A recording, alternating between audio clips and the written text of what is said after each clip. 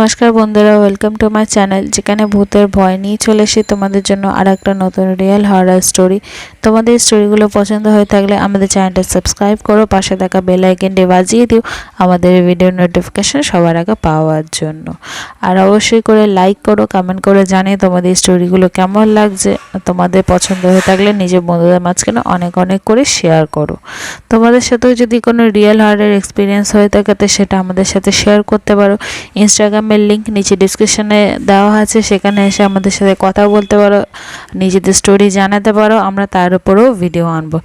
আর please বন্ধুরা, ইনস্টাগ্রামের link নিচে দেওয়া আছে, প্লিজ ইনস্টাগ্রামের পেজটা ফলো করে নিও। তাহলে চলো আজকের গল্প শুরু করা যাক। রাতে ভয়ঙ্কর মিষ্টি বালি। বাংলার প্রত্যন্ত এক গ্রাম, চাঁদপুর। গ্রামটি শান্ত, নিরিবিলি এবং মানুষজন বেশ সাধারণ। তবে এই গ্রামের একটি ঘটনা আজও সবাইকে শিহরিত করে।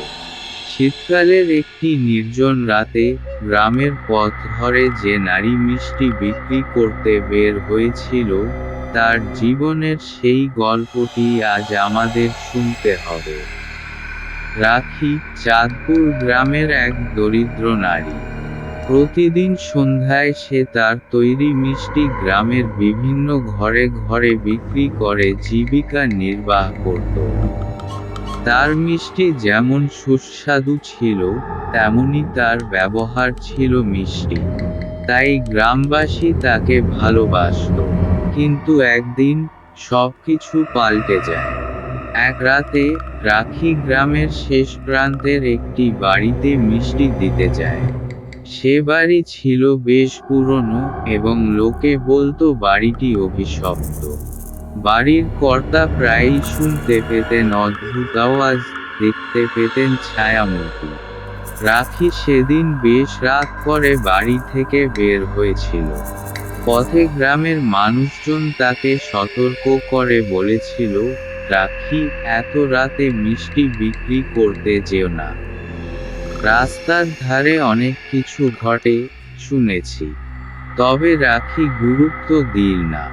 মিষ্টির ঝাঁকা হাতে সে বেরিয়ে পড়ল। গ্রামের পথ ছিল নির্জন। দূরের শিমুল গাছের ডালগুলো যেন অদ্ভুতভাবে কাঁপছিল।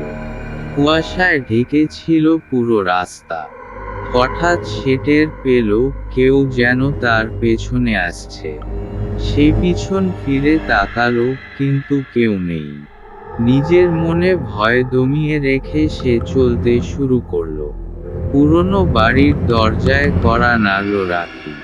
কিছুক্ষণ পরে দরজা খুলল এক বৃদ্ধা। তার চেহারায় কিছু অস্বাভাবিক লাগছিল। চোখ দুটি ছিল গভীর এবং শরীর ছিল যেন কঙ্কালের মতো। বৃদ্ধা বলল, এসো মা, ভেতরে এসো। রাখি দ্বিধা নিয়ে ভেতরে ঢুকল। ঘরের ভেতরে পরিবেশ ছিল অদ্ভুত। বাতাসে ভেসে আসছিল দুর্গন্ধ। ঘরের দেয়াল জুড়ে পুরনো ছবি টাঙানো, আর মেঝেতে অদ্ভুত সব দাগ। বৃদ্ধা মিষ্টি হাতে নিয়ে বলল, তোমার মিষ্টি তো খুব নামি। আজ আমি সবটাই কিনব। রাখি আনন্দিত হলেও বৃদ্ধার চাহনি তাকে অস্বস্তি দিচ্ছিল। বৃদ্ধা রাখিকে বসতে বলল এবং চায়ের জন্য অপেক্ষা করতে বলল।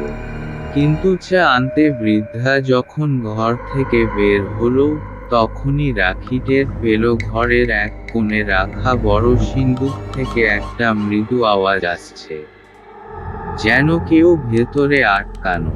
রাখি সিন্দুকের কাছে এগিয়ে গেল। হঠাৎ একটা শীতল হাওয়া ঘর জুড়ে বইতে শুরু করলো। তার হাত কাঁপছিল, কিন্তু সিন্দুকের ঢাকনা খোলার ইচ্ছা সে দমাতে পারল না। ঢাকনা খুলতেই সে দেখতে পেল এক নারীর কঙ্কাল। তার মুখের অস্থি মিষ্টির মতো কিছু দিয়ে ঢেকে দেওয়া ছিল। রাখি চিৎকার করে উঠল।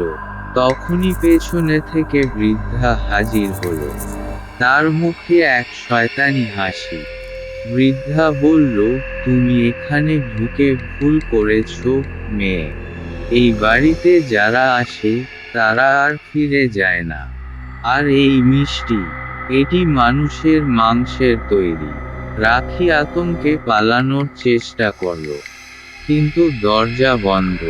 বৃদ্ধা মন্ত্র পড়তে শুরু করল। ঘরের চারদিকে যেন আগুনের মতো লাল আলো জ্বলতে লাগল। রাখি নিজেকে বাঁচানোর জন্য ছটফট করতে লাগল। রাখি কৌশলে একটি মাটির কলস নিয়ে বৃদ্ধার মাথায় আঘাত করল। বৃদ্ধা মাটিতে লুটিয়ে পড়ল, কিন্তু তখনই ঘরের মেঝে থেকে কয়েকটি অদ্ভুত ছায়ামূর্তি বেরিয়ে এল। তারা সবাই সেই বাড়িতে মারা যাওয়া মানুষের আত্মা। রাখি দরজা খুলে কোনো রকমে পালিয়ে যায়, কিন্তু বাড়ির সামনে এসে সে দেখতে পেল গ্রামের লোকজনের চোখে তার চেহারা বদলে গেছে। তার গায়ে রক্ত এবং মুখের চারপাশে মিষ্টির মতো কিছু লেগে আছে, যেন সে নিজেই এখন অভিশপ্ত। পরদিন সকালে রাখি আর দেখা যায়নি। গ্রামের লোকজন ওই বাড়িতে গিয়ে দেখে সেখানে কোনো বৃদ্ধা নেই, এমনকি বাড়িটিও আর নেই। শুধু ছিল এক বিশাল গর্ত। রাখির মিষ্টি বিক্রি করার ঝাঁকাটি সেই গর্তের পাশে পড়েছিল। তখন থেকে গ্রামে আর কেউ রাতে মিষ্টি বিক্রি করতে বের হয় না। আজও যারা ওই পথ দিয়ে যায়, তারা মাঝরাতে অদ্ভুত মিষ্টির গন্ধ পায়। গ্রামের কিছু সাহসী যুবক, যারা রাখির খোঁজে ছিল, তারা সিদ্ধান্ত নিল যে সেই অভিশপ্ত জায়গায় রাত কাটিয়ে রহস্য উদ্ঘাটন করবে। গ্রামবাসীরা তাদের সতর্ক করেছিল, কিন্তু তারা মানল না। তারা 5 জন মিলে একটি লান্টার্ন নিয়ে সেই জায়গায় গেল। যাওয়ার সময় তারা পথের ধারে কিছু অদ্ভুত চিহ্ন দেখতে পেল, যেন বড় বড় নখ দিয়ে মাটি আঁচড়ানো হয়েছে। ঝোপের মধ্যে থেকে কেমন একটা হাহাকার শোনা যাচ্ছিল। সাহস নিয়ে তারা এগিয়ে গেল। রাতে ভয়ঙ্কর মিষ্টিওয়ালি